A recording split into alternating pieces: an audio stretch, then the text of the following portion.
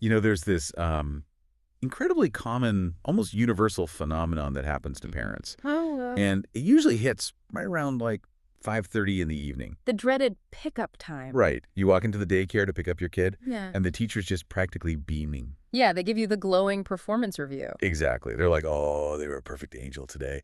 Shared all their toys, waited patiently for lunch, helped clean up the blocks. And you're just glowing. You are. You're standing there thinking you are absolutely nailing this whole parenting thing. Right, like you've cracked the code.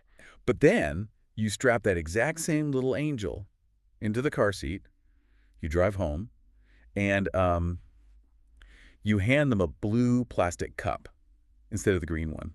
Uh-oh. And suddenly you are negotiating with an entirely different entity. Like, it is a total meltdown. Just tears, screaming, throwing the cup across the kitchen. Yes.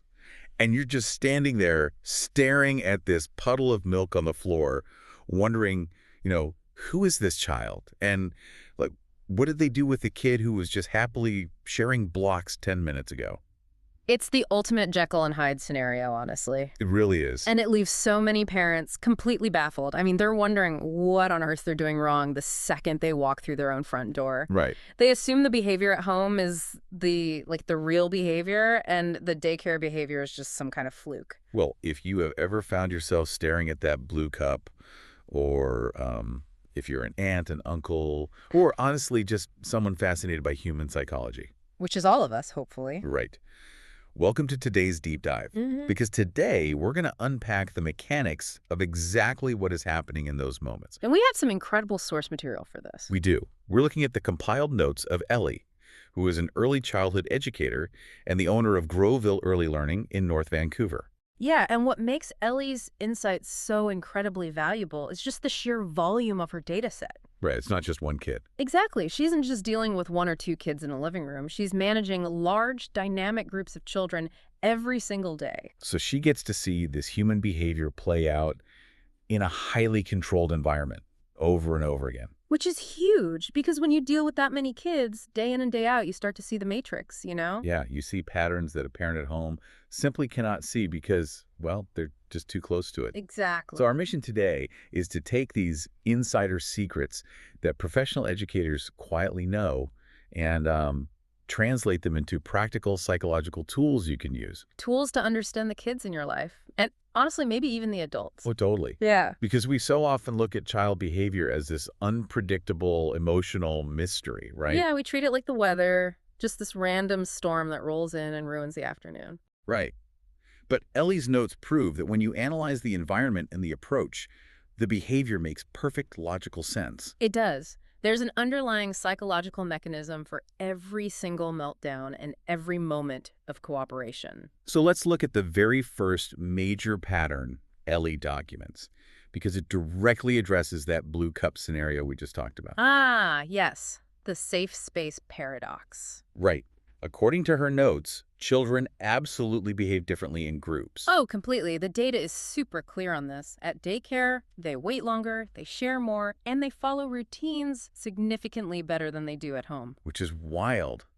And the natural reflex for a parent witnessing this contrast is to internalize it. Of course, they think, my child is worse for me. I must be doing something to cause this defiance at home. But if we look at the neuroscience of emotional regulation, we have to examine the demands of those two different environments, right? Exactly. Because daycare is highly structured, but it also comes with an immense amount of social pressure. Even for toddlers. Even for toddlers. Even young children whose prefrontal cortexes are barely formed are acutely aware of the group dynamic. Wow. Yeah. So they spend 8 hours basically holding it together, conforming to the rules of the social group, and aggressively managing their impulses.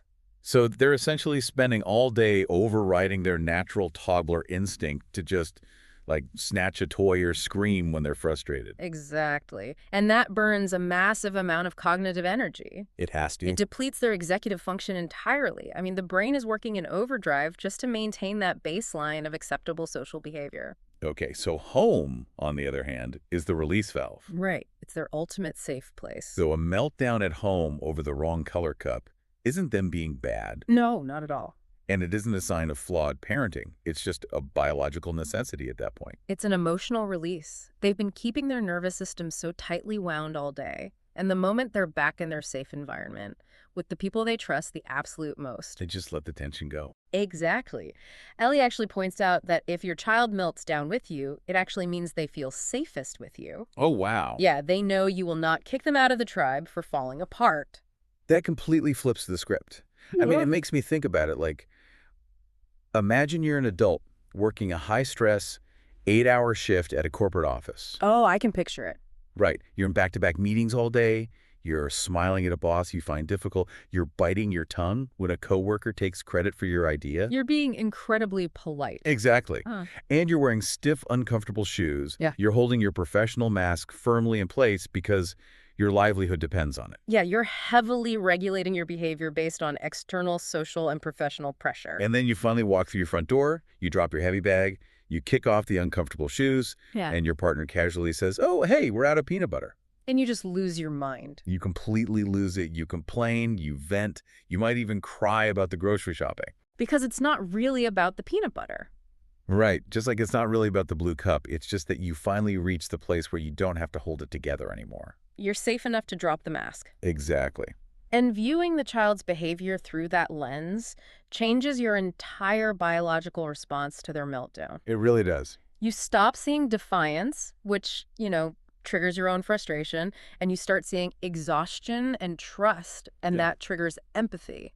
But, knowing this actually creates a massive trap for parents. Oh, definitely. Because when parents realize their home is the safe space for meltdowns, their immediate reflex is to try and fix the home environment. Right, because they hate seeing their kid upset. Exactly. So they think, if home is where they fall apart because they're exhausted, I need to micromanage the evening. I need to keep them constantly engaged and entertained so they stay happy. And distracted. Right.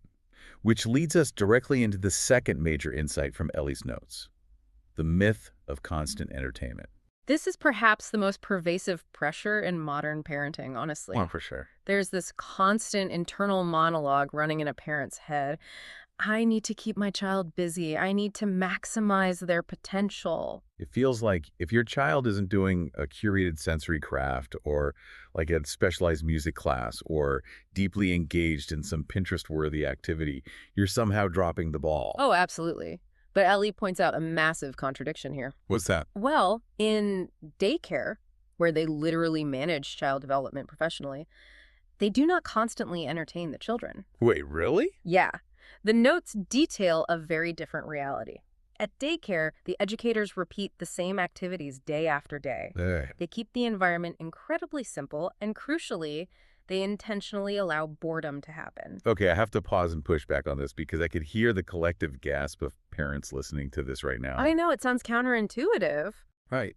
Because if I just put out plain wooden blocks and refuse to play with them, aren't they just going to get bored and immediately start tearing apart the living room? That's the fear, yeah. Like, how does doing less actually lead to better focus? Doesn't intentionally letting them be bored feel like you're failing? Or just ignoring them? To understand why doing less works, we really have to look at cognitive load. Okay. We treat boredom like an error in the system, right? Like something to be eradicated with an iPad or a new toy. Definitely. But Ellie's notes reveal that boredom is the exact mechanism required for a child to develop executive function. Interesting. When you constantly entertain a child, you are basically acting as their brain's frontal lobe. You're providing the structure, the narrative, the rules, and the stimulation. So you're doing all the heavy lifting for them. Precisely. You're doing the cognitive work. But when you step back and allow them to be bored, you create a psychological void. And brains don't like voids. Exactly. The human brain is hardwired to seek input, so it naturally wants to fill that void. Oh, I see.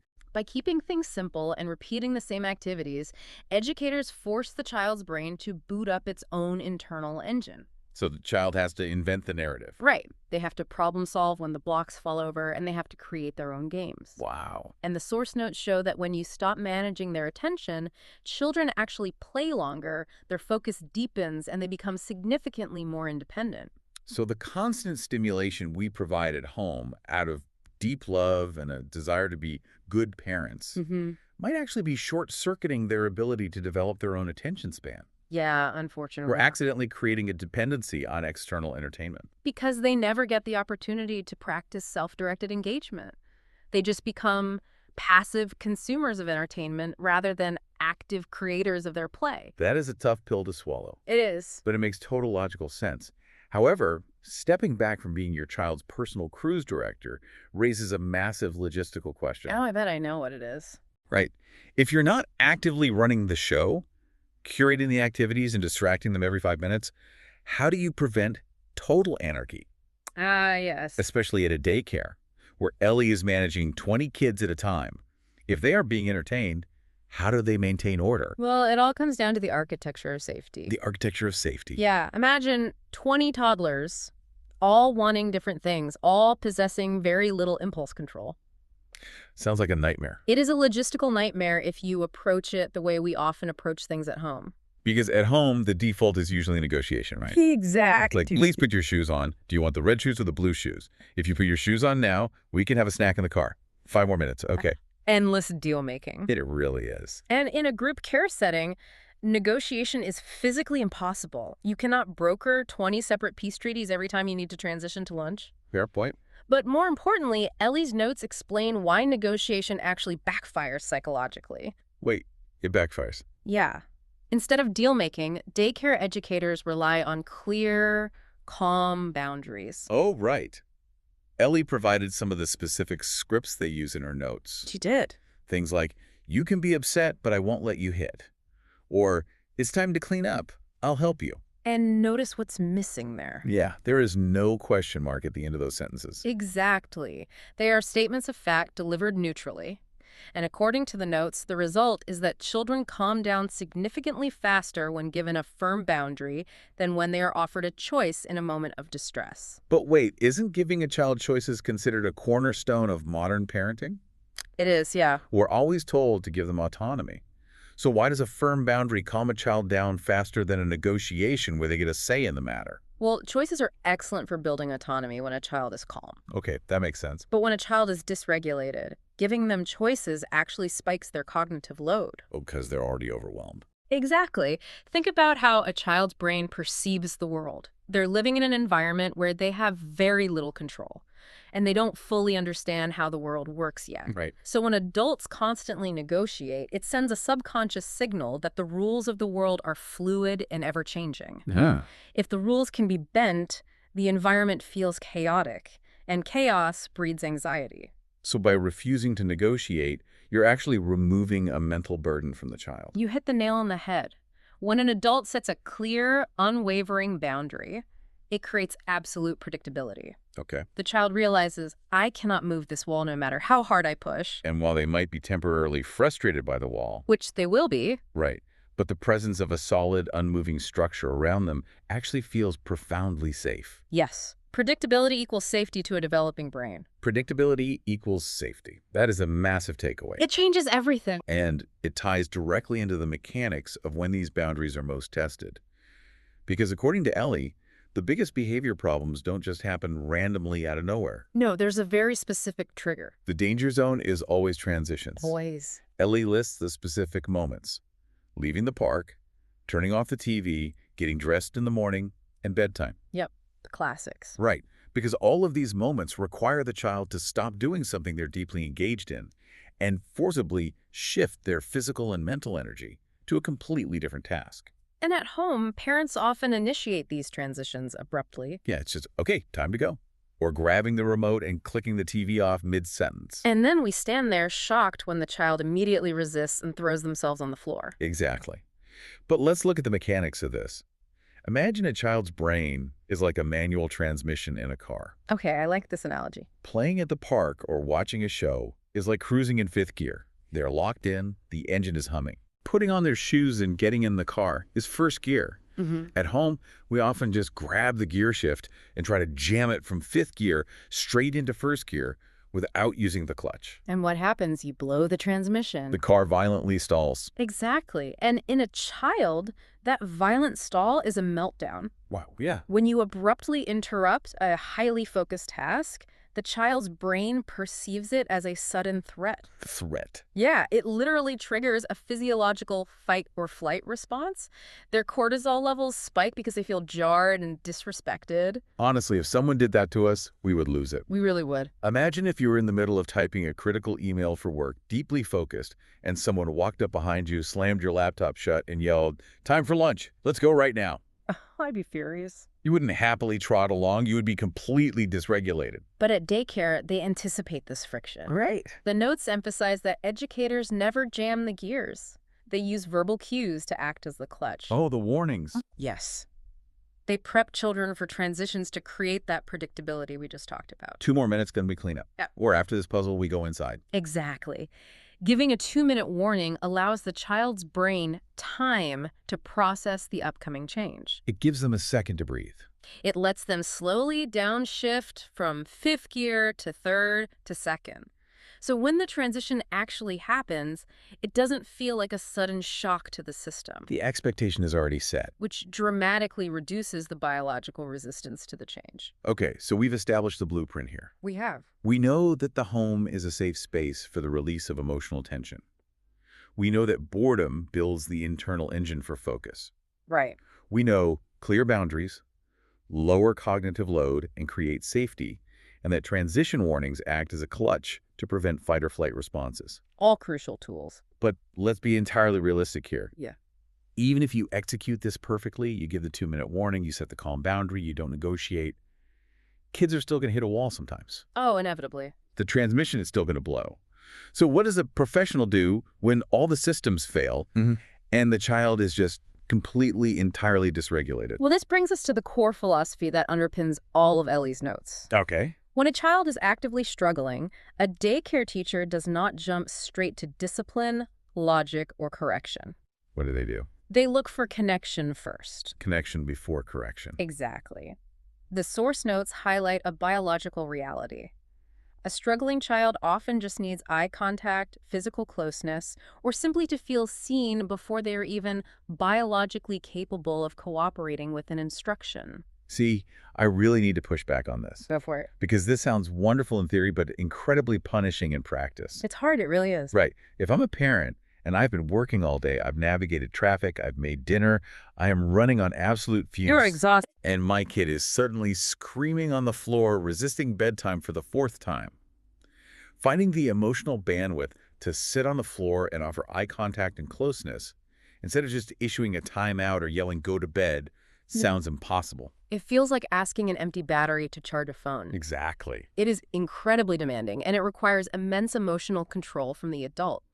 Ellie even acknowledges in her notes that many parents skip this step of connection simply because they are exhausted. Which is totally valid. It is.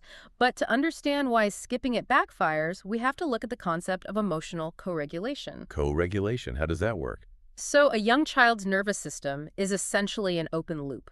Okay. When they are dysregulated, when they're throwing that tantrum on the floor, they physically cannot calm themselves down. They just don't have the tools. Right. They do not possess the neural pathways to self-soothe in that heightened state. They literally have to borrow an adult's calm nervous system to close the loop and bring their own heart rate and cortisol levels down. Wow. So when we use a timeout, or we yell at them from across the room, We are isolating a dysregulated nervous system and demanding it fix itself. which is biologically impossible in that moment. It just prolongs the meltdown. But when you offer connection, when you get down on their eye level, speak in a low voice, or offer a hug, you trigger the release of oxytocin in their brain. The bonding hormone. Yes. And oxytocin physically lowers cortisol. You are using your calm presence to act as a biological anchor for their chaotic nervous system. But how do you find the energy to be that anchor when you are exhausted? It requires a fundamental mindset shift. You have to change how you view the child in that moment of struggle. You have to repeat to yourself, my child is not being difficult, my child is developing. Not difficult developing. Exactly. When you view them as difficult or defiant, your ego gets involved. Your instinct is to fight back, to assert dominance, to overpower them. Which is exhausting. And that conflict drains your energy rapidly. But when you view them as a developing human whose nervous system is currently overwhelmed, your instinct shifts from anger to empathy. That completely changes the dynamic in the room. And strategically speaking, taking that extra 60 seconds to sit on the floor, make eye contact, and co-regulate actually solves the root of the problem exponentially faster than shouting or fighting. So it saves time in the long run. Exactly. Once their nervous system is regulated through connection, the logical part of their brain comes back online, and they can finally process the correction or the boundary they're setting. It's an upfront investment of energy that saves you a massive amount of exhaustion in the long run. You can spend one focused minute offering a hug and validating that they're upset about leaving the park. Or you can spend the next 45 minutes dealing with a screaming child in the back of the car because you tried to force compliance on a dysregulated brain. Right. That makes so much sense. And Ellie's final point is about the compounding nature of these actions. Yeah. Small shifts, allowing boredom, holding calm boundaries, using transition warnings, and choosing connection before correction, these don't just solve the immediate tantrum today. They build over time. They compound over months and years to build a deeply secure, neurologically resilient child. So, what does this all mean for you listening right now? Let's distill the core mechanisms we've explored today. Let's do it. First, give yourself some grace. If your kid falls apart the second you get home, remember the safe space paradox. A meltdown is a release valve. It's a sign of deep trust. Exactly. Yeah. Second, let go of the pressure to be a constant entertainer. Boredom is not a failure. It is the void required to spark the internal engine of creativity and focus. So true. Third, remember that predictability lowers cognitive load. Stop negotiating every little thing. Use calm, firm boundaries, and always use the clutch. Give those warnings before transitions to prevent that fight or flight response. And finally, when the system inevitably fails and they do struggle, remember your biology of co-regulation. Connection must precede correction. Eye contact and a moment of shared calm will get you much further than immediate discipline. And as Ellie noted, if you are even taking the time to listen to this deep dive, if you are trying to understand the psychology and see children through this lens... You're already doing something right. Absolutely. But before we sign off, I want to leave you with one final provocative thought. Okay. We've spent this entire deep dive looking at how these daycare secrets help regulate a developing child's nervous system. We talked about masking in group settings, the need for predictability, and how sudden transitions trigger fight-or-flight responses. All rooted in basic human biology. Exactly.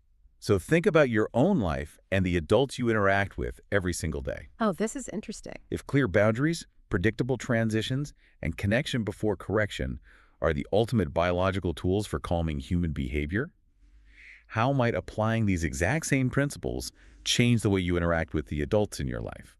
Think about a stressed-out coworker snapping at you, or your partner walking in the door after a brutal commute, or even yourself when you're feeling completely overwhelmed and short-tempered. We all have those moments. We do. What if we don't actually outgrow any of this? What if, at the end of the day, we all just need a 2-minute warning and a little bit of eye contact before we're asked to change gears?